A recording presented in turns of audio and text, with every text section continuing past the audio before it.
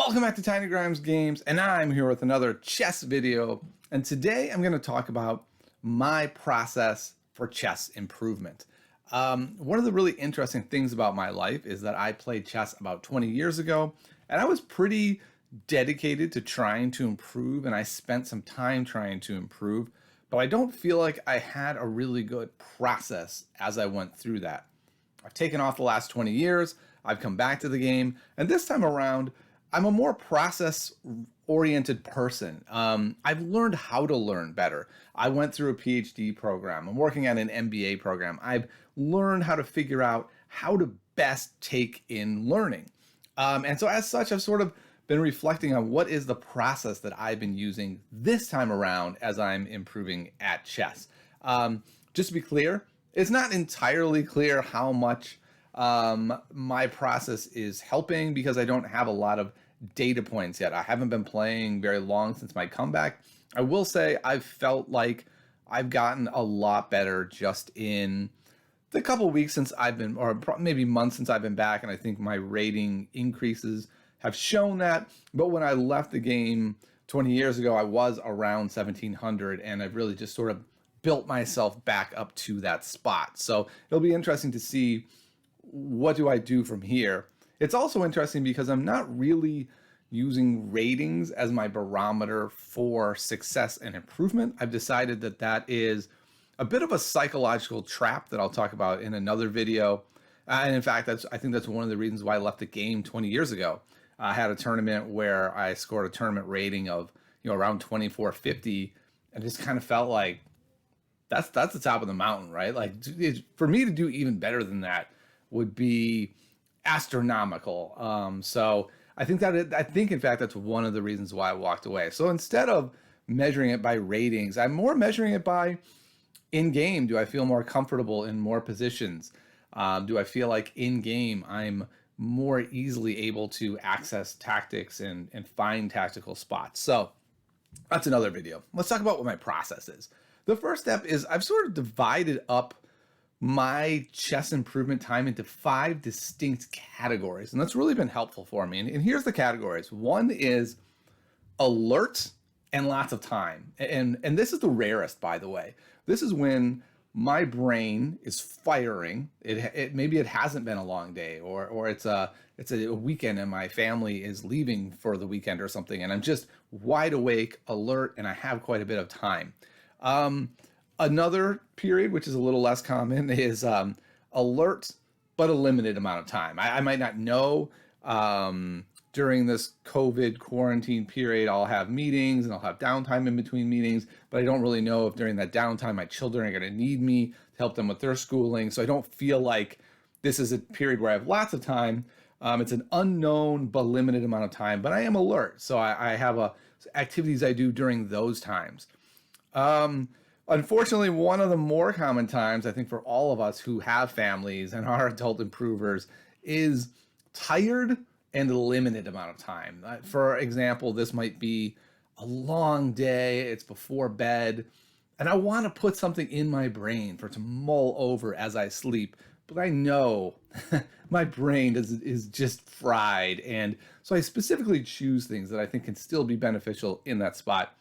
And then the very worst category is tired and lots of time. Boy, do I try to avoid this at any cost. Basically, like if I know I'm going to have a lot of time available for some really intense chess work, I might do something like really try to make sure I get extra sleep the night before that.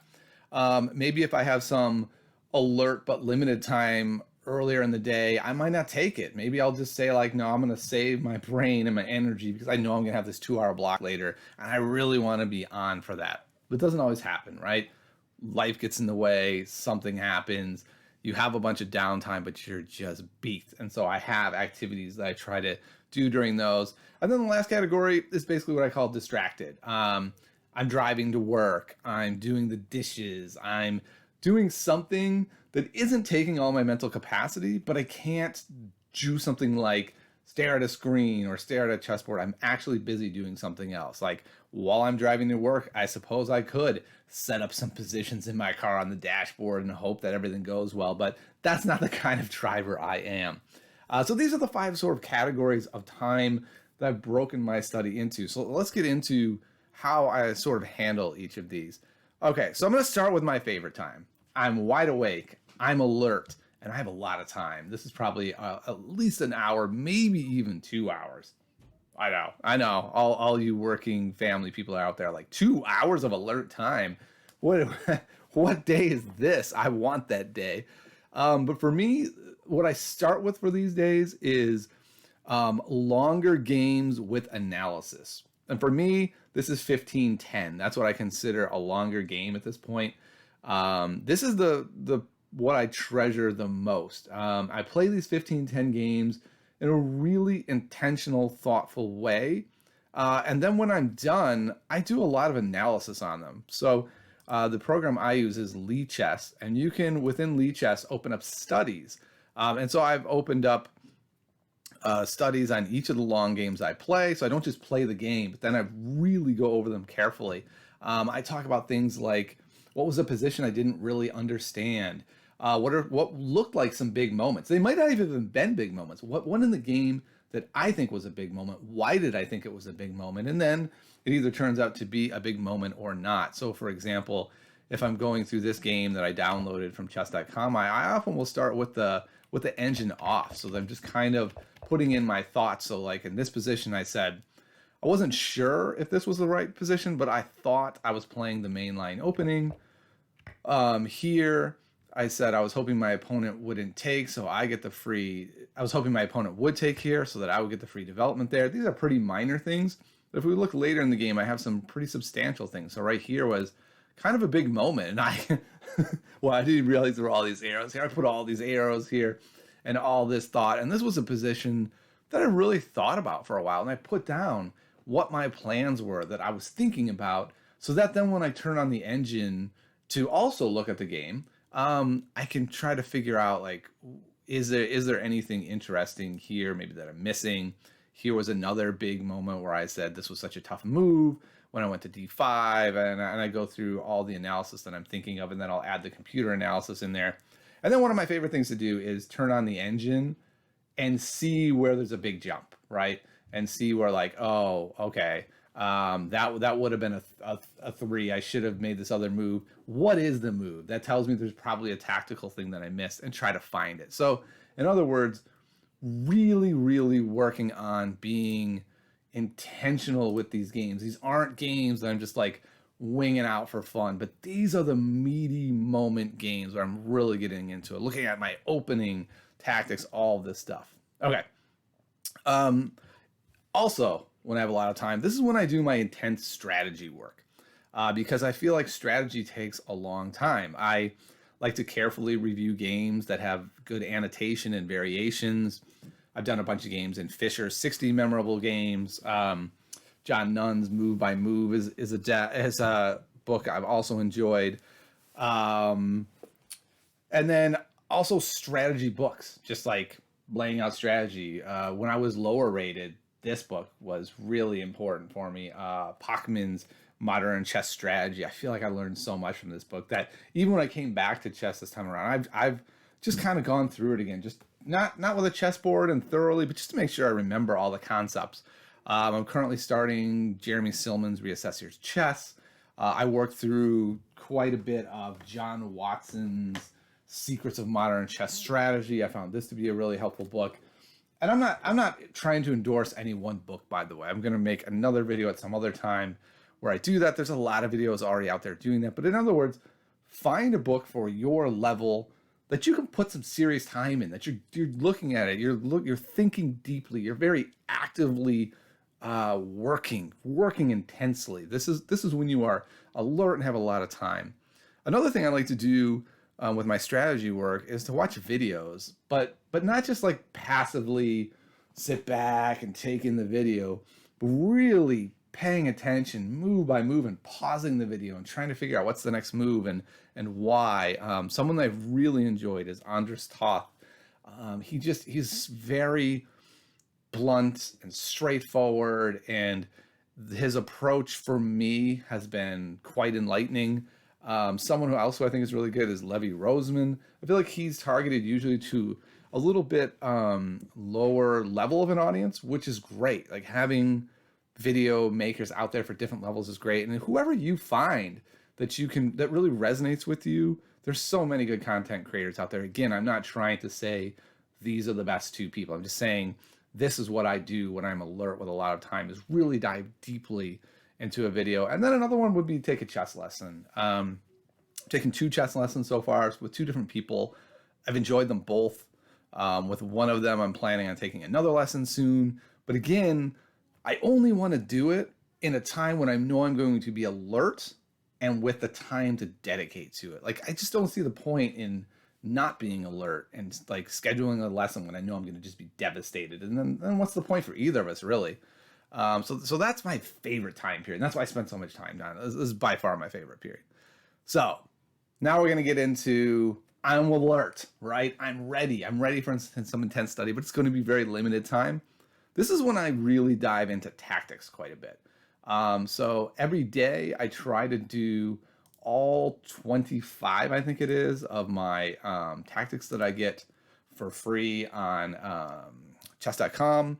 I might do the puzzle rush. So the tactics are, you get so many tactics puzzles a day. Whoops, I did not mean to start that, so I'm going to miss that one. And then there's the puzzle rush. And the puzzle rush is basically, I do 5 minutes and just see how many easier tactics. So the tactics puzzles are like visualization and getting better at tactics and patterns.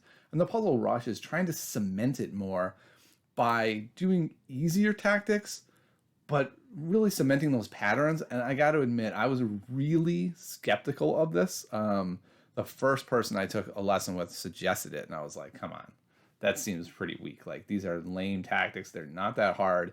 But I've been noticing that it really has paid off in my games, that my mind is now seeking those patterns, right? Like, sure, forks are easy. We can all see forks. But there's a difference between like seeing the fork and looking for the fork and like your brain just automatically going, there's like 4 forks here, none of which are live, but they're all things you should keep in mind, right? Like, if this were to move, or if you could distract this piece, then this fork is here.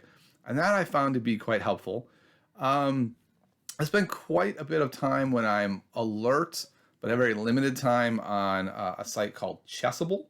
I'm not sure how many of you are aware of it, hopefully many of you, but Chessable is a really cool site where I do mostly openings work on Chessable. And there's this just massive variety of possibilities. When I'm alert, I do a lot of learning. And when I'm less alert, I do more of the review. And what I mean by that is if you go into each of your courses. So I've purchased 2 courses. Here's the Najdorf one. I can click on the Najdorf one and just click on one of these variations and either review moves I've already learned, supposedly, hopefully, or learn new moves. And so when I'm alert, I do learn new moves. And when I'm less alert, that's when I do a lot of reviewing, hoping that, like, basically, even though I'm less alert, I'm still able to put patterns into my brain. That's how I'm thinking about that. And then when I'm alert and have limited time, I have an endgame app that I use. I don't even remember the name of it. It's like Kings something. It's not amazing, but it goes through basic endgames. And I feel like I don't want to spend tons of time on endgames, like going through manuals yet. I don't think I'm there yet, but I think it's useful to have a little bit of time. Like, I have a little time here.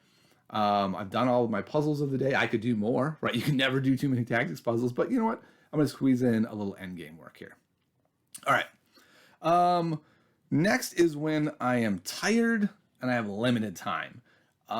This is often laying in bed before sleep, trying to like jam in a little information from my brain to think about. So my theory here is pattern recognition. And so again, it's Chessable, reviewing openings. I might do some puzzle rush on chess.com, or even on another app that I use called Chess Cup. So this is something that I think is also a really reasonable site. You get 5 minutes, and again, it's very much like Puzzle Rush. You're just doing as many as you can in 5 minutes. And again, I was very suspect of this, but I think it's working. And oftentimes this, and also I should have said this when I'm alert and have some limited time, I might play a Blitz game.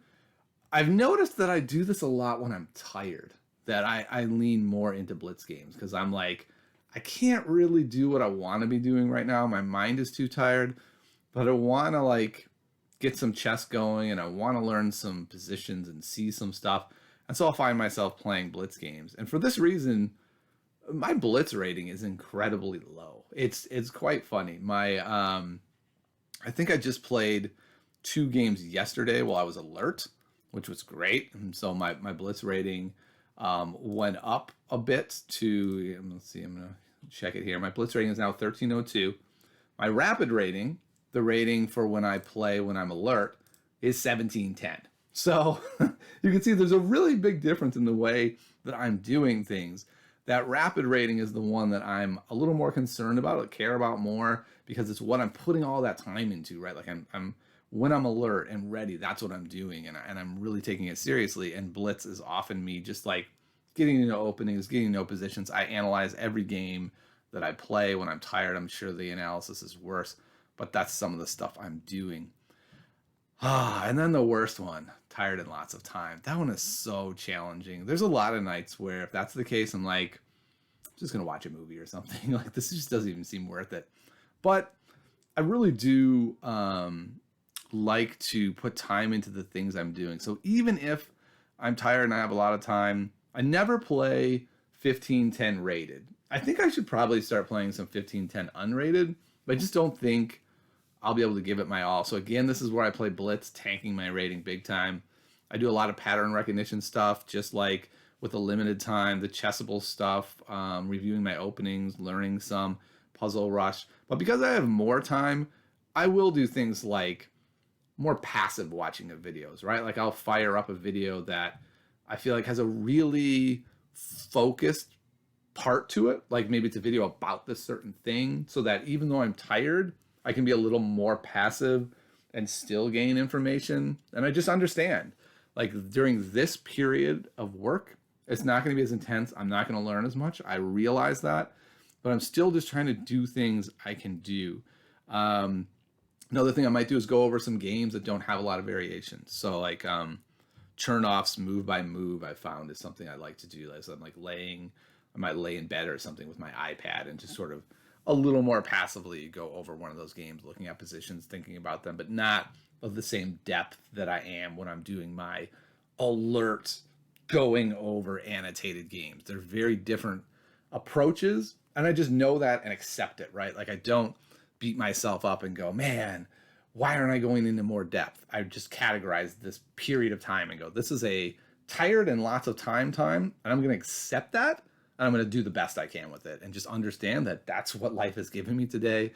And as an adult with children and a career, this is sometimes where you're at. Last category, when I'm distracted, I really like listening to podcasts, right? I'm not getting a ton of direct chess knowledge, but I'm just getting interesting stuff. I listen to the Perpetual Chess podcast, which I like a lot because and I especially like the adult improver ones because it really gives me more ideas for my own adult improvers. It gives me books to look at. It gives me videos to look at. That's where I discovered Andras Toth, who I consider to be a huge part of my own improvement process. He's just great. And so that podcast has been very valuable. I like videos on like choosing the best openings and choosing the best books because I can sort of hear these experts talking about this stuff when I'm in a place where I can't do a ton of with the information, but I can passively take it in and just hearing these conversations. So essentially conversations is what I do when I'm in this sort of distracted state of driving or doing dishes or cleaning or these things where I can't give it my all. I can't have a chessboard in front of me. I can't really look at a screen, but I can take in this information. All right. So that's how I am doing my improvement. I don't have a specific regimented plan. I just take what life gives me and put it into buckets, right? Sometimes I'm alert and have a lot of time. That's not very often, and when it is, I cherish it and I do certain things. Sometimes I'm really alert, but I have a limited amount of time, and I try really hard to take advantage of that. There's a lot of time when I'm tired at the end of the day and don't have a lot of time, and I try to do some pattern recognition. When I'm tired and have lots of time, I'm so sad, to be honest. Like, what happened? Why did I get to this state? Why didn't I sleep more? Um, and I have certain things I do then. And then when I'm distracted, I have my processes there. So hopefully you found this useful in some way. I think the bottom line is it's important to accept where you are in your life and sort of not beat yourself up over it and feel like you're not putting in enough time, you're not doing the things you want to do. That's kind of how life can be. And try to find your own buckets like I have and figure out a way to slot various activities in there that you feel like you can do and add to your chess learning with that state of your mind and how much time you have. And I think if you do that, you can find that you can be a little bit more productive with your studying, with your progress. And also, I just want to emphasize again, I really don't think it should be about, can I improve my rating 200 points? I think that is a really dangerous way to look at chess improvement. I really think you should just be thinking about, like, what are my games looking like? How do I feel when I play these games? How much am I seeing? How much am I understanding? And I think with that, rating will come. I think focusing on rating is so very dangerous. But again, that's another video for another day. And I hope you enjoyed this, and I'll see you next time on Tiny Grimes Games.